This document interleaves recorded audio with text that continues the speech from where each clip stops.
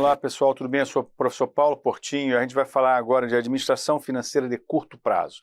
Essa primeira parte agora a gente vai falar de caixa e capital circulante líquido. Vamos lá. Só pegar minha canetinha. O que é administração financeira de curto prazo?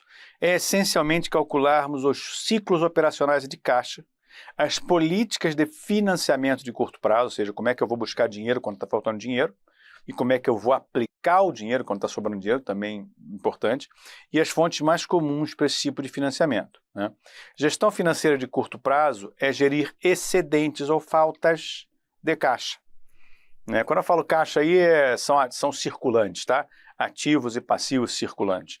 Decidir qual o tamanho do capital de giro líquido, ativos circulantes menos passivos circulantes, se deve manter, decidir o quanto tomar emprestado, decidir o quanto conceder de crédito, etc. Tudo isso é gestão financeira. Se for cair alguma coisa teórica na prova, vai cair questionando mais ou menos isso. A principal diferença entre o financiamento de curto prazo e de longo prazo é o tempo do fluxo de caixa estudado e analisado. Quando a gente está falando de fluxo de caixa de curto prazo, é coisa rápida, coisa às vezes até diária. Né? Quando a gente está falando de longo prazo, estamos falando de mais de um ano. Normalmente, quando você faz um orçamento de capital, você está falando de 5, 10 anos, às vezes até 30 anos.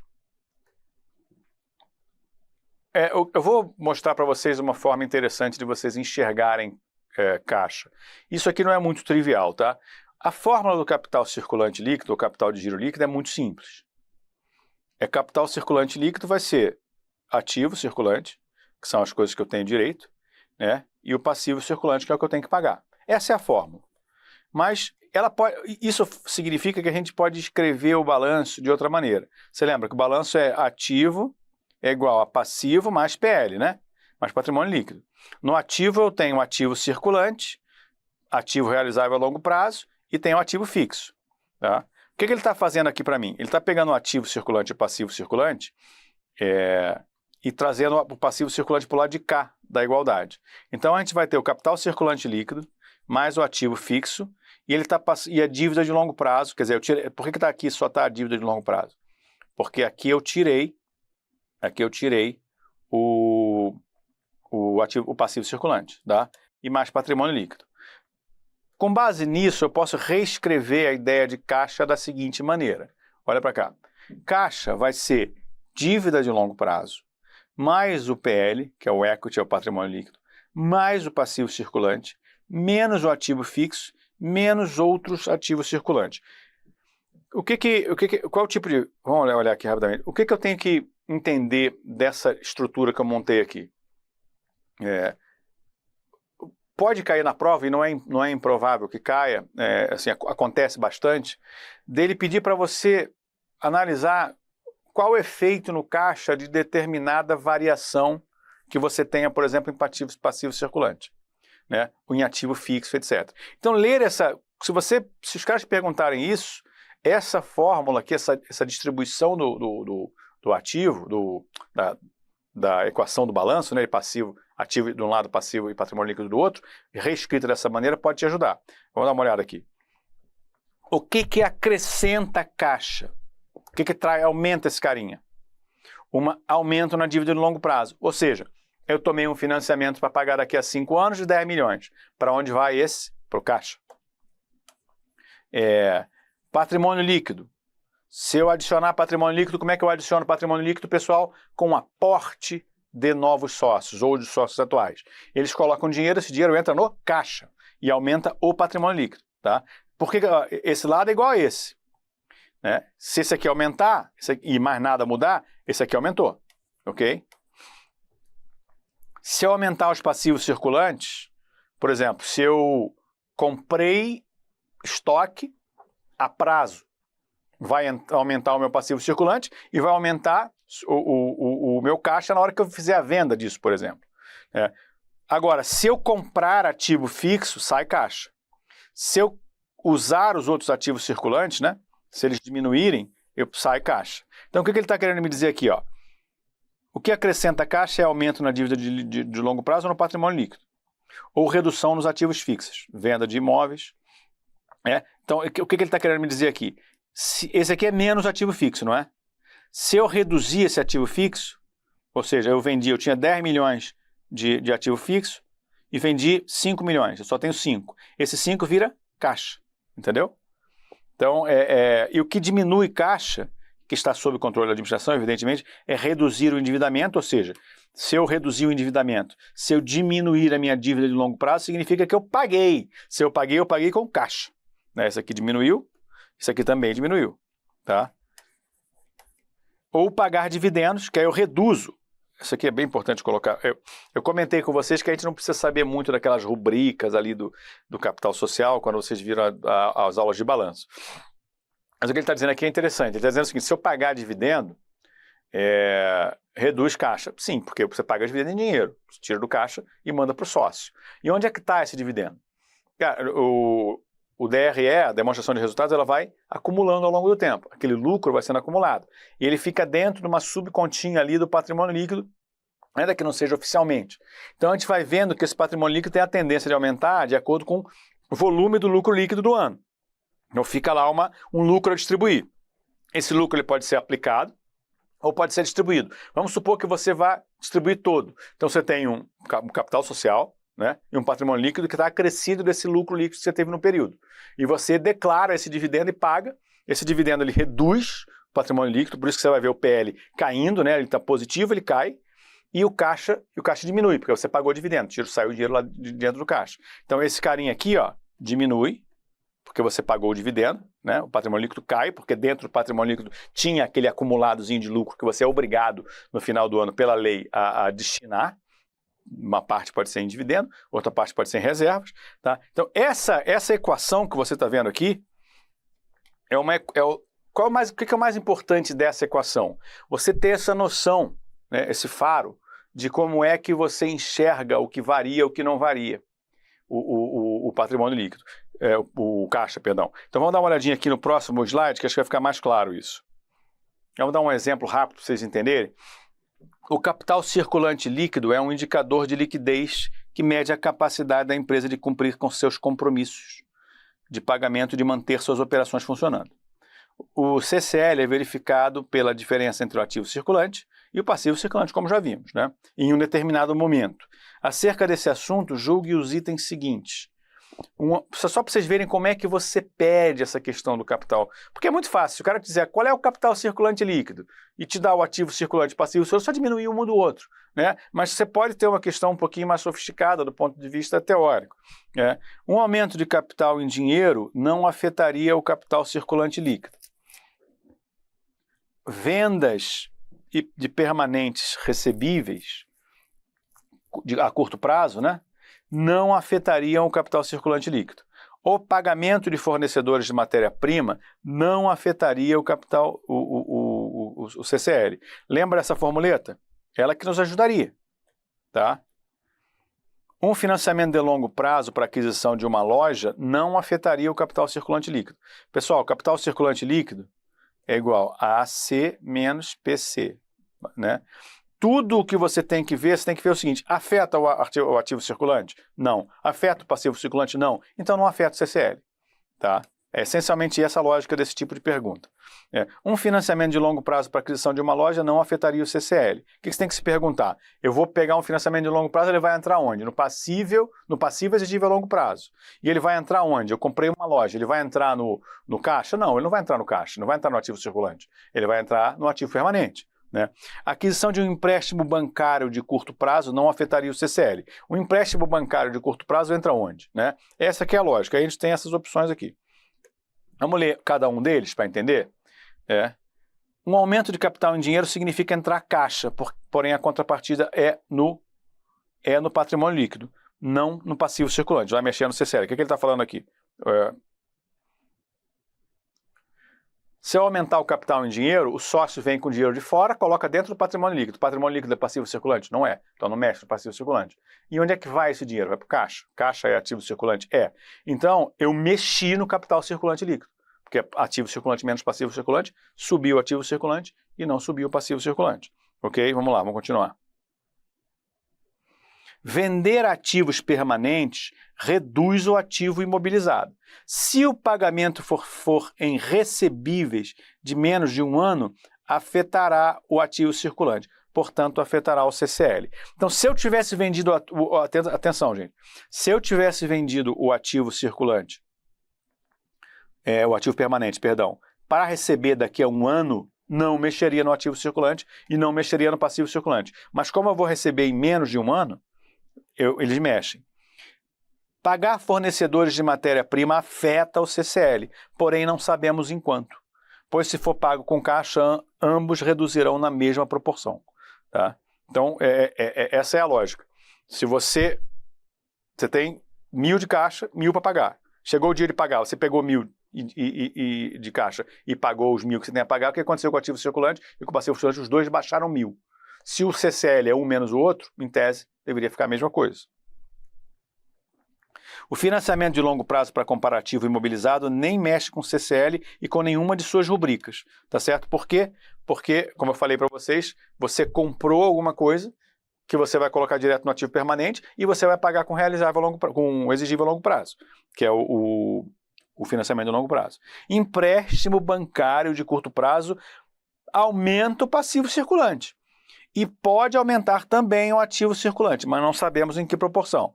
A resposta é que apenas o item 4 está correto, né? O outro item não está. Na verdade, isso aqui, acho que vamos passar um pouquinho adiante para a gente falar dos ciclos, mas antes deixa eu comentar com vocês questões sobre como fazer prova, né? Às vezes a gente tem... Eu lembro que eu fiz uma prova uma vez de raciocínio lógico e quantitativo para ANPAC, para fazer o mestrado de administração na década de 90, 95, eu acho. E essa prova era uma prova de 60 questões em 60 minutos. 60 questões em 60 minutos você não consegue fazer seguindo a forma tradicional de fazer questões, né? Você não lê a questão, entende, escreve e clica lá no certinho. Para você fazer as 60 questões, você precisa trabalhar com o que o enunciado te dá e quais são as respostas que ele te dá, para você já eliminar. Eu lembro que tinha uma questão, se não me engano, de uma equação do terceiro grau. Equação do segundo grau a gente sabe fazer, tem a fórmula de Bhaskara. Equação do terceiro grau não tem fórmula, não tem como a gente fazer. Então, essa é a equação do terceiro grau. Todo mundo que olhou aquilo falou, vou pular. Todo mundo não, uma boa parte das pessoas. Vou pular, não tem fórmula, não sei.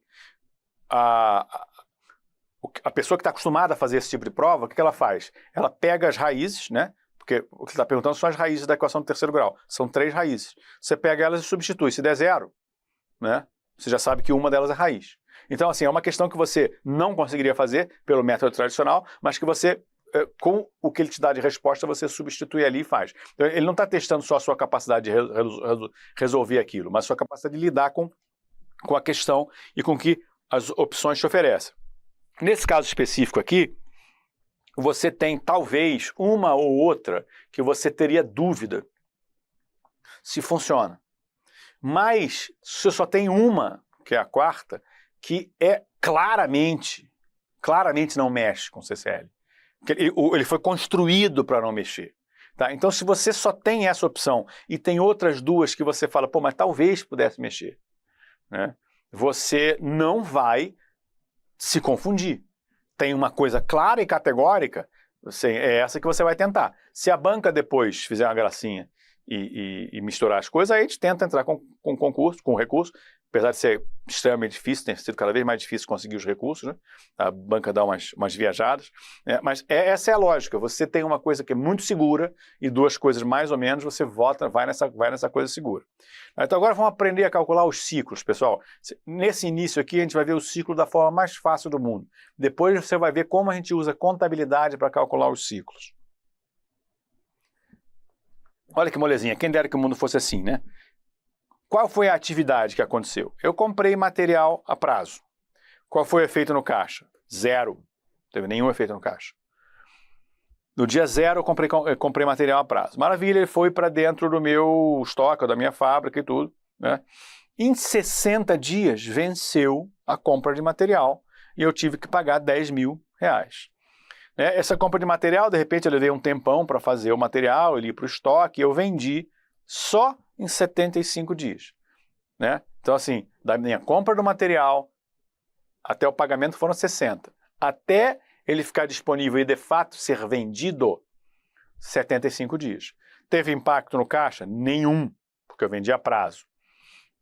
120 dias eu fiz o recebimento da venda a prazo, ou seja, que deu 14 mil reais. O que é o ciclo operacional? Tá? Essa é bem fácil de calcular. O ciclo operacional mede quanto tempo um produto leva no ativo circulante até virar caixa. Ele começa como material, vira estoque de produtos acabados, vira contas a receber e finalmente caixa. Esse é o ciclo operacional inteiro. O bichinho entrou, eu trabalhei ele dentro da minha fábrica, ele virou estoque pronto, eu vendi, dei o prazo e o sujeito me pagou. Do momento em que você faz a compra até o momento em que ele vira dinheiro, é o que a gente chama de ciclo operacional. O que é o ciclo operacional? A fórmula é simples. Período em estoque mais o período em contas a receber. Aqui, ó, quando ele foi vendido, cadê? Ele saiu do estoque. Então, o meu período em estoque foi de 75 dias. E o meu período de contas a receber, ele saiu do estoque, ele foi para contas a receber. Quando é que ele foi recebido? 45 dias depois. Então, o meu ciclo operacional é de 120 dias. Tá? Esse ciclo operacional não é o ciclo de caixa. O ciclo de caixa a gente vai ver agora. Já o ciclo de caixa leva em consideração os desembolsos e recebimentos. Nesse caso, o primeiro desembolso ocorre quando? No dia 60. Percebe? Aquele é operacional. É quanto tempo aquela coisa que entrou material se transformou em venda, se transformou de fato em dinheiro. Agora não. Agora eu quero saber o descasamento de recebimentos e pagamentos. Então eu fiz um desembolso no dia 60 e recebi no dia 120. Isso daria 60 dias de furo de caixa. Ou seja, levamos 60 dias para cobrir o valor que pagamos. Então o ciclo de caixa é igual o ciclo operacional menos o período em contas a pagar. Por quê? O período em contas a pagar é um período em que eu estou livre de pagar, gente. Então eu tenho o ciclo inteiro do produto aqui dentro e eu vou tirar o tempo que eu ganhei para não pagar. Na verdade, meu furo de caixa vai ser de quanto? 120 dias, que é o ciclo operacional, menos o período em contas a pagar de 60. Ok? Esquematicamente, a gente tem isso aqui, ó. Dia 0, eu fiz a compra. Isso aqui é um período de contas a pagar. O ciclo operacional é tudo, até o momento dele, que ele entrou, até que ele virou caixa. Né? O período de estoque é isso. O período de contas a receber é isso. E o ciclo de caixa é esse déficitzinho que nós temos aqui, de 60 dias. Como é que a gente pode, evidentemente, estar descasado esses ciclos? Como é que isso pode ser amenizado? E aqui que é super importante vocês entenderem. Essa é a gestão de caixa. Qual é o ideal? O ideal é o ideal mesmo é assim, eu comprar, vender e só pagar, vender, receber à vista e só pagar daqui a 1 bilhão de anos. Não, o ideal é você ter o dinheiro antes, porque você realiza o lucro antes. Mas isso é muito, muito, muito, muito difícil você conseguir. Por quê? Porque normalmente o seu fornecedor ele está com mais demanda do que você, porque você está comprando dele. Tá? Então assim, é complicado fazer. E às vezes fazer isso fica caro demais. Vamos olhar aqui, ó. Como é que eu posso reduzir esse problema? Eu posso reduzir o período em estoque. Isso pode ser feito com just-in-time ou promoções. O que significa isso? O just-in-time significa... o just-in-time não significa necessariamente que você vai reduzir o ciclo de caixa. Por quê? Porque o just-in-time só vai te entregar mais rápido. Então você, por exemplo, não vai ter estoque. Né? As coisas já vão vir praticamente pronta ali. Vamos supor que você não fabrique nada, você compra e venda. Você faz um acordo com o seu fornecedor para que aquilo ali seja, por exemplo, entregue direto ali. Você não tem praticamente nenhum período em estoque. Mas não significa que você vai reduzir o seu ciclo de caixa. Para reduzir o seu ciclo de caixa, você tem que receber antes. Né? Para você receber antes, você vai ter que dar um desconto. Normalmente é isso. Né? Eu quero fazer uma promoção. Eu normalmente vendo em 60 dias. O negócio é vendido em 60 dias. Se você reduzir em 10% o preço, você vai vender tudo em 40 dias. Isso vai antecipar seu recebimento de caixa. Mas qual é o problema disso? Custo. Você teve que dar um desconto. Como continuar? Tem mais. Você pode reduzir o tempo no contas a receber.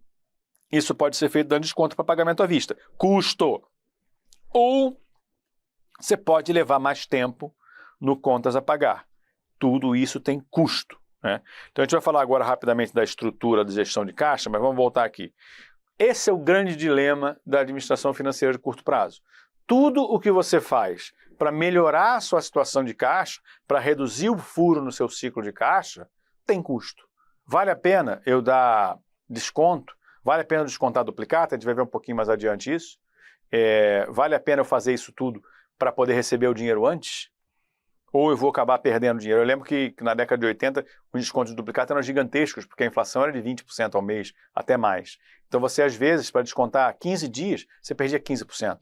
Vale a pena, né, descontar 15 dias da duplicata do seu recebível? Vale a pena? Essa é a conta fundamental da administração financeira. Tá? Então vamos falar um pouquinho da gestão de caixa, a estrutura de gestão de caixa. Essa parte, pessoal, também é um pouquinho mais teórica e isso pode cair, mas se cair, vai cair bem simplesinho dessa maneira que vocês estão vendo, né? Quem é o gestor de caixa? Gestor de caixa é o responsável pelas decisões de desembolso, recebimento e necessidade de financiamento, tá? Esse cara aqui é o cara que diz quando é que vai sair e qual é a necessidade de financiamento que você tem. Quem é o gestor de crédito? Esse é responsável pelo contas a receber. Esse que decide sobre crédito de clientes, sobre procedimento de cobrança. Tá? Uma empresa costuma ter todos esses caras? Se for grande, pode ter até mais, né? Mas o que pode acontecer em empresas pequenas é que essas gestões, diferentes gestões, são feitas às vezes ou pela mesma pessoa ou pelo mesmo grupo, de 2 ou 3 pessoas. Mas em empresas grandes isso é bem divididinho. Até porque analisar crédito é difícil. É diferente de você analisar a necessidade de financiamento de curto prazo, né? Gestor de compras. Normalmente tem diretor de compras, etc., né? Busca garantir que não haverá falta nem excesso de material, sempre em sintonia com o gestor de caixa. Ou seja, o gestor de compras ele vai garantir que você tenha o material no momento em que você tiver a necessidade de utilizá-lo. Mas também vai garantir que você não tenha o material à toa sem que você tenha necessidade de utilizá-lo. Por quê? Sempre, a resposta é sempre uma só. Tudo isso é custo. Excesso de material é custo, porque significa dinheiro parado. Falta de material é custo, porque você não consegue produzir e atrasa a entrega, tá? E sempre em sintonia com o gestor de caixa é por quê? Porque ele precisa saber se o cara tem dinheiro para pagar aquilo que ele comprou, né? Então, gestor operacional, aí é o cara que vai fazer essa parte mais... Se não é uma parte financeira, isso aí é a parte em que o sujeito vai me garantir que vai entregar, por exemplo, aquele imóvel que eu vendi, que ele vai me entregar em 10 dias para que eu possa, de fato, faturar, né? Esse cara aqui é um cara mais técnico, ele não é muito ligado. Se esse cara falhar, falha tudo, né? Mas ele é a parte mais técnica. Ele só tem que entregar o que ele prometeu no prazo que ele prometeu, o resto as finanças decidem. E o controller, que é uma das figuras mais importantes dentro das empresas, e não é só controle da estrutura de caixa, ele busca conciliar todos os valores relacionados ao contas a pagar e receber. Ele normalmente é um contador ou auditor. Vamos passar aqui para política de financiamento, já vamos falar sobre ela, mas vamos falar rapidamente sobre esse controller aqui. O controller, pessoal, ele não é só, não precisa ser só utilizado para finanças, né? O controller é um cara, eu já trabalhei de controller uma vez na vida, por poucos dias. É um cara que vai garantir que tudo aquilo que você está colocando dentro das planilhas e dos sistemas, que aquilo tudo ali é fidedigno. É um cara que é um pitbull que vai ficar verificando se tudo aquilo que está sendo dito das diversas áreas é correto. Realmente se faltou isso, sobrou aquilo, pegou esse financiamento, o nível de descarte do material que você fez é realmente de 5%, não é de 5%. Esse é um cara extremamente importante e costuma ser muito bem remunerado, inclusive, tá? Então, a gente vai concluir essa aula agora falando de políticas de financiamento de curto prazo. Isso cai bastante. Isso às vezes tem explícito nos editais. Políticas de financiamento de curto prazo, políticas de financiamento de longo prazo. O que a gente não vê em administração financeira? Eu não ensino vocês a fazer desconto de duplicata. Até porque isso, normalmente, quase todas as minhas matérias, quase todos os concursos que eu dou aula de administração financeira, quase todos têm matemática financeira e tem contabilidade. Quer dizer, então existe uma base para o aluno saber como fazer um desconto de um recebível. Tá? Eu não faço isso. Mas você precisa entender como é que na gestão do dia a dia eu posso utilizar esse instrumento financeiro para trazer cobertura para a minha necessidade de caixa. E a gente vai falar agora da política de financiamento de curto prazo. Às vezes vem especificado no edital. A política de financiamento de longo prazo é outra coisa, completamente diferente. Vamos dar uma olhadinha aqui. Uma política flexível ou expansionista buscará manter um capital de giro líquido alto, ou seja, fazer grandes investimentos em estoques recebíveis com pouco financiamento de terceiros. Uma política restritiva de financiamento de curto prazo vai buscar reduzir o capital de giro líquido. Tá? Esse cara aqui ele mantém bastante caixa, esse cara aqui mantém pouquíssimo caixa, tá? E mantendo poucos ativos circulantes e mais financiamento de curto prazo. Ambas as políticas têm seus próprios custos, taxas de juros e financiamentos, taxas de juros praticadas por clientes, etc. Gestão de financiamento de curto prazo vai buscar equilibrar esses custos. Antes da gente passar para a próxima, essencialmente aqui é o seguinte, se for flexível, expansionista, trabalha com muito caixa, com muita tranquilidade. Nem todo mundo consegue trabalhar assim, a maior parte das pessoas trabalha com política restritiva. Ou seja, gente que tem caixa faltando, não tem capital circulante líquido alto, às vezes tem capital circulante líquido negativo, em que o passivo circulante é maior que o ativo circulante. Então, qual é o nosso ponto aqui? Quando você tem um furo de caixa, você vai buscar essencialmente o quê? Crédito bancário, que é uma coisa que tem direto na sua conta. Você vai buscar nota promissória, que é uma coisa com um pouquinho mais de tempo, em que eu preciso de um dinheiro maior, não quero só aquele pingadinho do dia a dia, preciso de 1.000 aqui, 2.000 aqui, que aí é o seu crédito diário no banco. Você precisa de uma nota promissória, não, porque eu preciso de 20 mil, porque eu preciso de 20 mil para cobrir 2 meses de furos que eu estou prevendo aqui. Você emite uma nota promissória, tá certo? Ou você faz o que costuma ser o pior de todos, o mais difícil, você faz uma antecipação de duplicatas. Então você pega o seu contas a receber, a gente vai ver isso um pouquinho em outras aulas, seu contas a receber, coloca à disposição do banco, o banco te devolve, em vez de, sei lá, 10 mil, ele te devolve 9.500, e quando o cliente vai pagando, o banco quita a sua dívida. Tá? Então, encerrando aqui essa parte, a parte bastante teórica, que a gente fala essencialmente de caixa, e espero que vocês tenham gostado, a gente vai passar a ter outras aulas aí para vocês assistirem.